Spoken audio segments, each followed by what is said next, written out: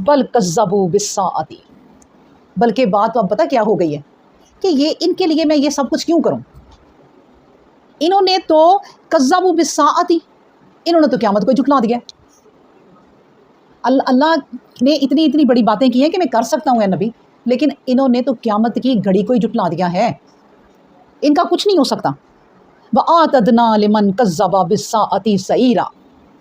ہم نے بھی ایسے لوگوں کے لیے جنہوں نے قیامت کی گھڑی کو جھٹلایا، ہم نے ان کے لیے ایک عذاب دوزخ کا تیار کر رکھا ہے، ہم نے بھڑکتی ہوئی دوزخ ان کے لیے تیار کر رکھی ہے، بس یہ حال ہے ان کا۔ اللہ اکبر۔ دیکھیں کہتی ہیں ایک حدیث ہے کہ نبی کریم صلی اللہ علیہ وسلم نے فرمایا کہ دوزخ جو ہے نا وہ 100 سال کی، یعنی کہ 100 سال کی مسافت پہ ہے، ابھی وہاں تک نا 100 سال میں پہنچنا ہے،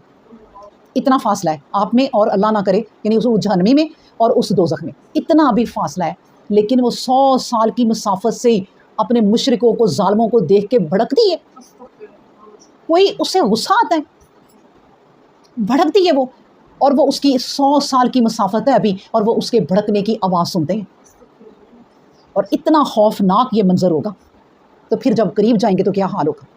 اللہ اکبر۔ اللہ تبارک و تعالیٰ نے کہا بل کذبوا بالساعۃ، بلکہ بات یہ ہے کہ انہوں نے قیامت کو ہی جھٹلا دیا، وَأَعْتَدْنَا لِمَنْ كَذَّبَ بِالسَّاعَةِ سَعِيرًا، اور ہم نے بھی ان کے لیے بھڑکتی ہوئی دوزخ کی آگ پھر تیار کر رکھی ہے، اِذَا رَأَتْهُمْ، جب وہ اس کو دیکھیں گے، من مکان بعید، دور کے مکان سے، سمعوا لها، تو اس کی آواز سنیں گے، تو غیظاً وزفیرا، غصے سے بھڑکتی ہوئی، یعنی فل وہ غصے سے جلائے گی، اور یہ لوگ چلانا اس کا سنیں گے، آگ چلائے گی، آپ سوچیں تو یہ ان کا آگ کا چلانا سنیں گے۔ ہم کسی یہ ادھر کوئی اللہ نہ کرے گھر چلے یا کوئی بم دھماکہ ہو نا، تو ہم اس کی آواز بھی سنتے ہیں اور اس کا بھڑکنا بھی دیکھتے ہیں، تو ڈر لگتا ہے، اور آپ نے آج کل دیکھ لیں ہوائیں ذرا تیز چلتی ہیں تو اس کی آواز آتی ہے، اور وہ آواز نا ہمیں معمولی سی ہے جو ہم سن کے اگنور کر دیتے ہیں کہ بس آواز ہے، وہی آواز اگر تیز ہو جائے نا، یہ کان ہمارے ختم ہو جائیں۔ آندھیوں کی آواز بھی ہم برداشت نہیں کر سکتے، یہ بادلوں کی گرج ہے، وہ اللہ نے ایک لمٹ رکھی ہوئی ہے، اس کو حکم دیا ہوا ہے کہ اے بادل اتنا ہی گرجنا ہے بس، اگر اس سے ڈبل گرجا تو پوری دنیا تباہ۔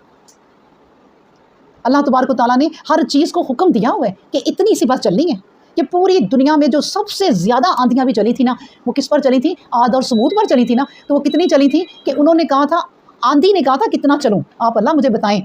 تو اللہ نے کہا تھا کہ ایسے جیسے گائے کی ناک کی جگہ ہوتی ہے ایک سوراخ، اتنا کھلنا، اس سے زیادہ نہ کھلنا،